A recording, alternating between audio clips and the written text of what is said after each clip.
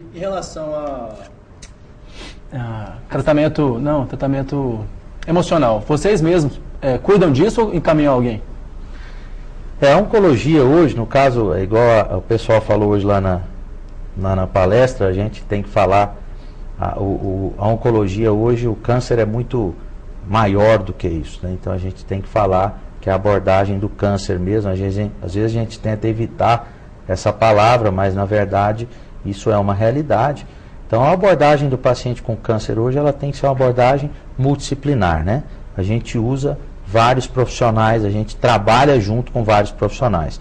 E todos têm uma importância só para o paciente, não é o médico que é mais importante do que a psicóloga, a nutricionista, nada disso. Mas a tendência hoje da cancerologia, no caso da oncologia, é que a gente trabalhe junto com psicóloga, nutricionista, fisioterapeuta, assistente social, odontólogos e outras pessoas nesse sentido, né? Nesse fato aí, da questão emocional, a gente precisa trabalhar muito com os especialistas em psico-oncologia, que são as pessoas que lidam muito com isso, né? Hoje, inclusive, iria estar aqui comigo a doutora Edihá Goretti, que é uma psico-oncologista excelente que a gente tem aqui em Goiânia, e ela, inclusive, publicou há pouco tempo um livro sobre luto, né? Onde ela mostra que o luto, ele advém da hora que o paciente recebe a notícia que está com câncer, né? A partir disso, ele passa a viver um luto, né?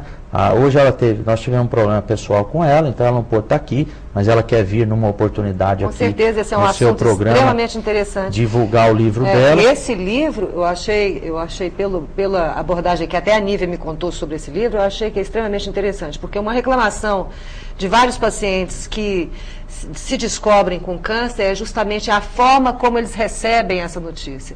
Porque não é nenhuma crítica aos especialistas da oncologia, não.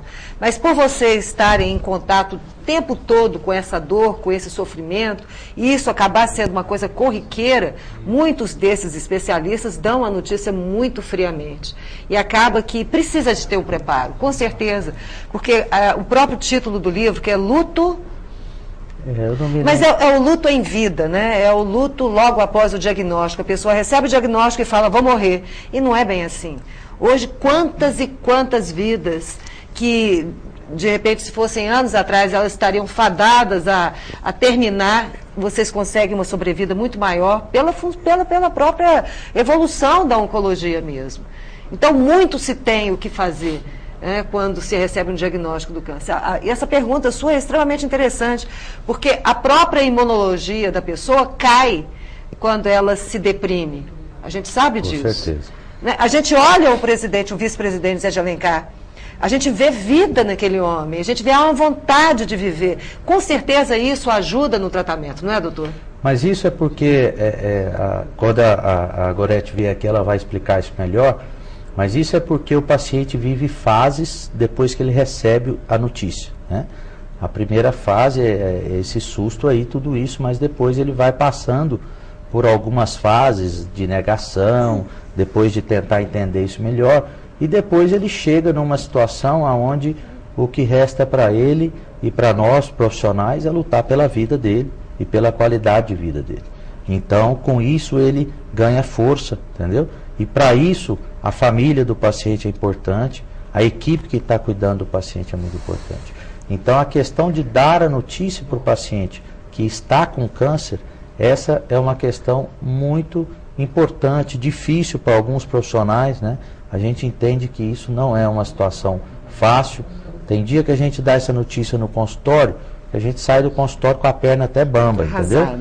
Porque a gente gasta energia com isso, né? Porque não é fácil falar isso. Agora, para nós oncologistas clínicos, que muitas vezes recebemos o paciente já com a notícia, porque ele já vem de um cirurgião, muitas vezes onde o cirurgião já operou e já falou para ele que tinha um câncer ou que tem um câncer. Para nós, eu acho que o cenário mais complicado é quando você está tratando o paciente e o tratamento que você está fornecendo para o paciente não está sendo eficaz. E aí você tem que dar a notícia para o paciente que você vai ter que trocar o tratamento porque o tratamento não está sendo bom. Nossa. Isso é muito duro porque a gente aprende na medicina a ganhar, A gente não quer perder a briga, entendeu? Mesmo então, porque vocês fazem um juramento pela vida, né? Então, quando o bandido está ganhando a briga nossa, é muito triste. É um desafio. E para o paciente isso também é muito triste, né? Porque ele vai perdendo a força, tá certo? Então, isso é complicado. Mas a gente sabe que a psico-oncologia, ela evoluiu muito no entendimento disso, e essa forma de trabalhar esse luto, que a Gorete vai explicar quando ela vier aqui, essa forma ela é muito importante, porque no livro dela mesmo fala que a pior coisa que tem para o paciente é ele adiar o luto, é ele não querer viver aquela notícia naquele dia, naquela hora, naquela semana e deixar isso para depois. Isso a gente vê muito numa mulher, por exemplo, que opera a mama. Às vezes ela opera a mama, tem um diagnóstico de câncer e vem e começa a fazer quimioterapia, preventiva no caso. E muitas vezes ela está forte, alegre, animada, tudo isso. Depois que termina a quimioterapia, passa 2, 3 meses, essa mulher entra em depressão. Isso é um exemplo claro de luto adiado. Ela não quis viver a época do diagnóstico, aquela crise, porque a gente sabe que hoje, ainda, para muitas pessoas, câncer é igual à morte, certo? E graças a Deus não é mais, mas para muitos ainda é. Então é uma notícia muito triste e que gera todo esse fator emocional, que nós vamos ter uma oportunidade de rever isso depois. Eu queria também ter uma oportunidade de falar com alguém da sua equipe depois também sobre a questão da odontologia, porque a mucosa, quando uma pessoa tem um tumor maligno, fica muito sensível. Muitas vezes ela não consegue se alimentar porque a boca está toda machucada, mas existem tratamentos muito eficientes no combate a essas lesões bucais e que permitem que a pessoa tenha mais qualidade durante o tratamento, para comer, para se nutrir e ficar mais forte também. Doutor, muito obrigada. É importante falar para você também que os efeitos colaterais, eles, quando são drogas já antigas, eles existem, os efeitos colaterais existem, mas são só durante o tratamento. Terminado o tratamento, o cabelo volta a nascer, a pessoa, se tem diarreia, volta o intestino a funcionar normalmente, não é isso, doutor? Isso. Eu quero agradecer a sua participação e convidá-lo outras vezes para a gente retornar a esse assunto. Obrigada. Muito obrigado, Aurélia, por mais essa oportunidade. Obrigado ao pessoal que está em casa nos assistindo. E eu gostaria de dizer que nós estamos à disposição.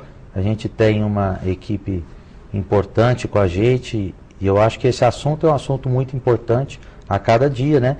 Eu gostaria de mandar uma mensagem para os pacientes que têm câncer, ou que tiveram câncer, que a gente tem que realmente ter uma força muito importante interna e lutar contra essa doença juntos, porque a gente tem conseguido, graças a Deus, muitos resultados importantes, e a pessoa que teve câncer tem que entender que aquilo já passou, ela não pode ficar vivendo esse inferno da doença na vida dela, ela tem que esquecer isso e tentar tocar a vida para frente. Então eu queria mandar um beijo especial a todas essas pessoas que infelizmente foram ou são portadores dessa doença. Muito bem, obrigada pela sua participação, doutor, boa noite e até a próxima. E eu espero a Gorete, como é o primeiro nome dela? Edirra Gorete aqui, ok? Muito obrigado. Okay. Daqui a pouco nós voltamos, Boa Vida ao vivo, são quantas horas, doutor?